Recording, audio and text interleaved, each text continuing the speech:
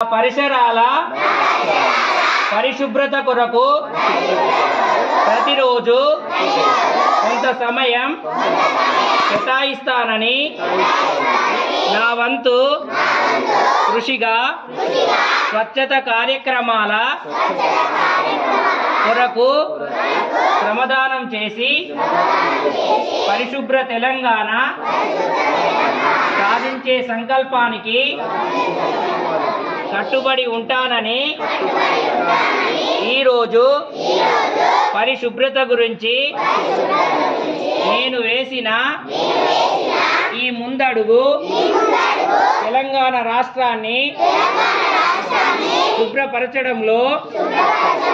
సహాయం చేస్తుందని నమ్ముతూ